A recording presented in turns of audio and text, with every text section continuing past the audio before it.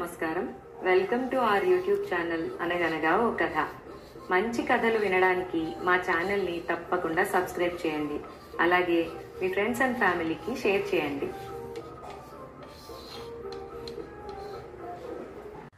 మాయదారి ముసలిది 1వ భాగానికి స్వాగతం. హారూన్ అల్ రషీద్ బాగ్దాద్లో ఖలీఫాగా ఉన్న కాలంలో ఆ రాజ్యంలో పావురాల టపా నడిచేది.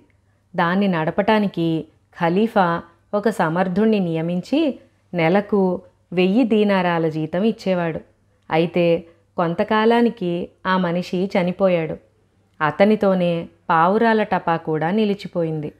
ఆ టపా నిమిత్తం ఏర్పాటైన పావురాలు 40 మంది నీగ్రో బానిసలు, 40 వేట కుక్కలు ఖలీఫా వద్దకు తిరిగి వచ్చేశాయి. పావురాల టపా నడిపిన వాడికి దిలైలా అనే భార్య, జీనాబ్ అనే కూతురు ఉన్నారు.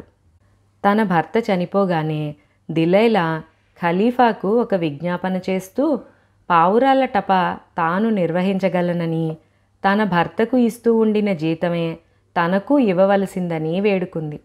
కానీ ఆమె విజ్ఞాపనను ఖలీఫా తిరస్కరించాడు. దిలైలా శక్తి సామర్థ్యాలను ఆయన ఎరగడు. ఇది జరిగిన కొద్ది రోజులకే ఖలీఫా 2 ప్రసిద్ధులైన దొంగలను కొత్వాళ్లుగా నియమించాడు. ఒకడు అహ్మద్, రెండోవాడు హసన్. వారిని పట్టటానికి విశ్వ ప్రయత్నాలు చేసి విఫలుడై అంత సమర్థత గల దొంగలు కొత్వాలు పనిని చక్కగా నిర్వర్తించగలుగుతారని ఖలీఫా భావించాడు. తన విజ్ఞాపనను తోసిపుచ్చిన ఖలీఫా దొంగలకు గొప్ప పదవులు ఇచ్చేసరికి దిలైలాకు చాలా ఆగ్రహం వచ్చింది. ఈ దేశంలో దొంగలకు, మోసగాళ్లకు గౌరవ మర్యాదలు లభించే పక్షంలో మనమేనా చేతగాని వాళ్ళం? ఈ హసన్ గాని అహ్మద్ గాని నా ముందు ఎందుకు పనికిరారని రుజువు చేస్తాను, చూసుకో అన్నదామె తన కూతురు జీనాబ్తో. దిలైలా వయసు మళ్ళినదే అయినా యుక్తిలో చాలా గట్టిది. జీనాబ్ కూడా తల్లికే మాత్రము తీసిపోదు.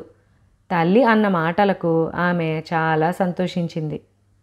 తన మాయలతో బాగ్దాద్ నగరాన్ని అట్టుడికించాలని దిలైలా నిశ్చయించింది.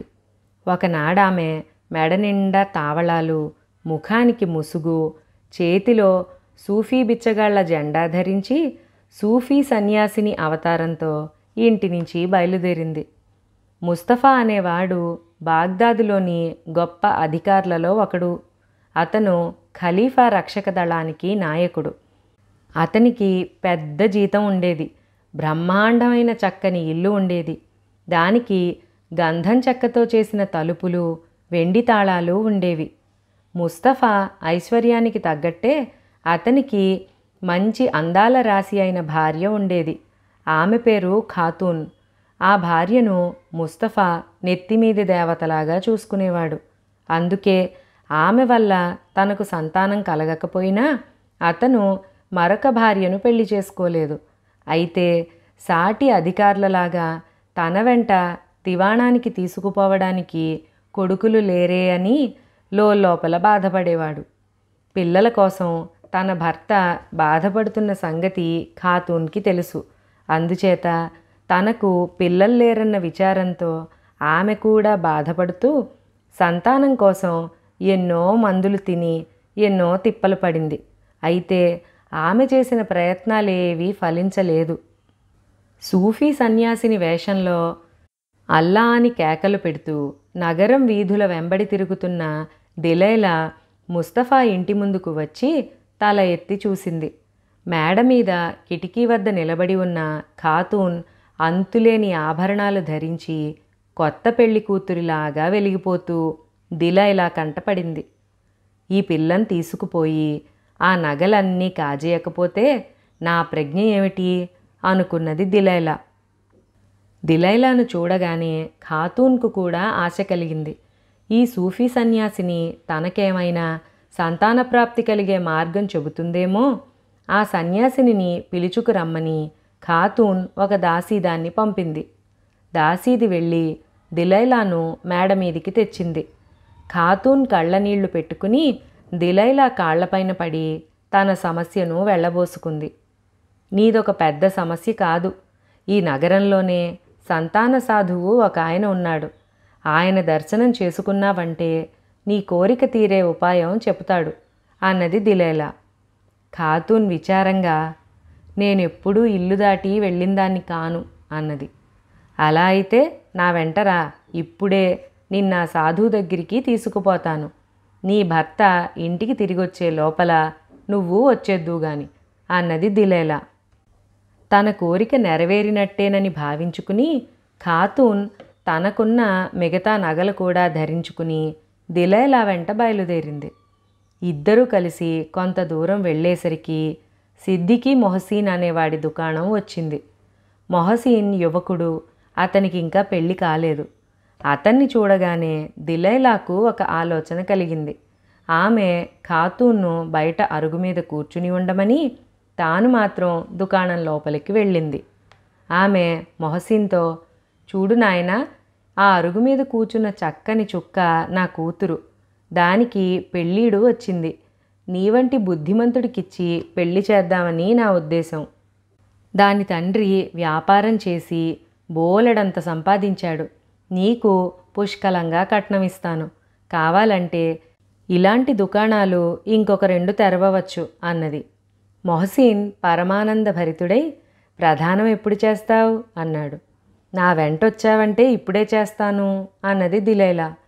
మొహసీన్ దీనారాల సంచికట్టు చంకన పెట్టుకుని దిలైలా వెంట బయలుదేరాడు. ఖాతూన్ను కూడా వెంట పెట్టుకుని వీధి వెంట నడుస్తూ ఉండగా దిలైలాకు హజ్ మహమ్మద్ అనే కలంకారీవాడి దుకాణం కనిపించింది. ఆమె ఖాతూన్ను మొహసీన్ను దూరంగా నించోపెట్టి తాను దుకాణ ప్రవేశం చేసి మొహమ్మద్తో, అయ్యా, ఆ నిలబడ్డవాళ్ళు నా కొడుకు కూతురును. మా ఇల్లు కూలిపోయేటట్టుగా ఉంటే మరమ్మతు చేయటం ప్రారంభించాం. అది పూర్తయ్యేదాకా 4 రోజుల పాటు మేము ఉండటానికి నీకు ఎరుకైన ఖాళీ ఇళ్ళేమైనా ఉన్నాయా అన్నది. కలంకారీవాడు కొంచెం ఆలోచించి, నేనుండే ఇంటి పైభాగం ప్రస్తుతం ఖాళీగానే ఉన్నది. తరుణమప్పుడు నీలిమందు వర్తకులు వస్తే ఉండటానికి అది ఉపయోగపడుతూ ఉంటుంది. 4 రోజులు కాబట్టి మీరు దాన్ని కావలిస్తే వాడుకోండి అన్నాడు. తాళం చెవులు ఆమె చేతికిచ్చాడు. దిలైలా ఖాతూన్ను మొహసీన్ను వెంటబెట్టుకుని హజ్ మహమ్మద్ ఇంటికి వెళ్ళి కింది భాగం తెరిచి లోపలకు వెళ్ళమని మొహసీన్కు సైగ చేసి ఖాతూన్ను వెంటబెట్టుకుని మేడ మీదికి వెళ్ళి, అమ్మాయి, నేను చెప్పిన సాధువు ఈ మేడ కింది భాగంలోనే ఉండేది. నేను వెళ్ళి ఆయనతో నీ విషయం చెప్పి ఇప్పుడే వస్తాను. ఈలోగా నువ్వు నీ నగలన్నీ తీసి భద్రంగా మూటగట్టి ఆ సాధువు దర్శనం చేసుకోవటానికి సిద్ధంగా ఉండు. ఆయన దగ్గరికి అలంకరించుకుని వెళ్ళడం మహా అపరాధం అని చెప్పి కిందకి వెళ్ళిపోయింది. ఆమె కిందికి రాగానే మొహసీన్, ఏమిటి, పెళ్ళి ఖరారనుకుందామా అని అడిగాడు. దిలైలా దొంగ ఏడుపు ఏడుస్తూ, నేనేం చేసేది నాయనా, వార్చలేని దుర్మార్గులెవరో పిల్ల మనసు విరిచేశారు. నీకు శరీరం మీద తామర బొల్లి ఉన్నవని దాన్ని నమ్మించారు. అది నిన్ను పెళ్ళాడనంటోన్నది. ఒక పని చేద్దాం, నీ చొక్కా విప్పదీసి కూర్చో, దాన్ని తెచ్చి నిన్ను చూపించి పెళ్ళికి ఒప్పిస్తాను. నీ సంచి చొక్కా ఇలా అయ్యి పైన భద్రంగా ఉంచుతాను అన్నది. మొహసీన్ ఆమె మాటలు నమ్మి 1000 దీనారాలున్న తన సంచిని చొక్కాను ఆమె చేతికిచ్చాడు. వాటిని తీసుకుని దిలైలా మేడ మీదకి వెళ్ళి ఖాతూన్తో, నీకోసం సాధువు ఎదురు చూస్తున్నాడు. నీ అదృష్టం బాగుంది. కిందికి పద, నీ నగల మూట దాచి నీ వెనకే నేను వస్తున్నాను అన్నది. ఖాతూన్ ఆ మాట విని కిందికి దిగి లోపలికి వెళ్ళింది. దిలైలా ఆమె వెనుకగా 2 మూటలు పట్టుకుని కిందికి దిగి తిన్నగా వీధిలోకి వెళ్ళిపోయింది. ఖాతూన్ కింది భాగం లోపలికి వెళ్ళి సాధువు కోసం చూస్తే అతడు కనిపించలేదు. కానీ మొహసీన్ కనిపించి, చూసుకో, నా ఒంటి మీద ఒక్క మచ్చైనా ఉన్నదేమో అన్నాడు. ఆ మాటలకి ఖాతూన్ బెదిరిపోయి మళ్ళీ మేడ మీదికి పరిగెత్తిపోయి తలుపులు వేసి గడియ పెట్టుకున్నది. అక్కడ సూఫీ సన్యాసిని లేదు. తన నగల మూట కూడా లేదు. ఈ లోపల దిలైలా తాను సంగ్రహించిన మూటలను తనకు తెలిసిన ఒక దుకాణంలో ఉంచి కలంకారీవాడి దుకాణానికి వెళ్ళి హజ్ మొహమ్మద్తో, బాబూ, ఇల్లు చాలా సుఖంగా ఉన్నది, మీరు చాలా పుణ్యం కట్టుకున్నారు, నేను సామాన్ తెచ్చుకోవడానికి మా ఇంటికి పోతున్నాను, పిల్లలిద్దరూ ఆకలి అంటున్నారు, ఈ దినారం తీసుకుని వాళ్ళకేమైనా తినడానికి పట్టుకుపోయి ఇవ్వగలరా? వారితో పాటు మీరు కూడా ఫలహారం చెయ్యండి అన్నది. హజ్ మొహమ్మద్ ఆమె ఇచ్చిన దీనారం అందుకుని తన పనివాణ్ణి దుకాణం చూస్తూ ఉండమని బయలుదేరాడు. దిలైలా కూడా తాను దాచి ఉంచిన మూటలు తీసుకుని కలంకారీ దుకాణానికి తిరిగొచ్చి ఆ దుకాణం చూస్తున్న పనివాడితో, మీ యజమాని రొట్టెల దుకాణంలో ఉన్నాడు, నిన్ను వెంటనే రమ్మన్నాడు, వెళ్ళు నాయనా, నువ్వు తిరిగి వచ్చేదాకా దుకాణం నేను చూస్తూ ఉంటాలే అన్నది. పనివాడు ఆమె మాట నమ్మి బయటకి వెళ్ళిపోయాడు. దిలైలా ఆ దుకాణంలో కదిలించటానికి వీలైనదల్లా ఎత్తి ఓ పక్కగా పెట్టింది. దుకాణం ముందుగా ఒక మోతగాడిదను తోలుకుంటూ ఓ కుర్రాడు వెళుతుంటే వాణ్ణి పిలిచి, చూడు బాబు, నీకు ఈ దుకాణం వాడు తెలుసుగా, వాడు నా కొడుకే, మా వాణ్ణి అప్పుల వాళ్ళు పట్టుకుపోయారు, ఈ సామానంతా ఊళ్ళో వాళ్ళది వాళ్ళకిచ్చేయాలి, దీన్ని నీ గాడిద మీద వేసి నా వెంట పంపిస్తావా?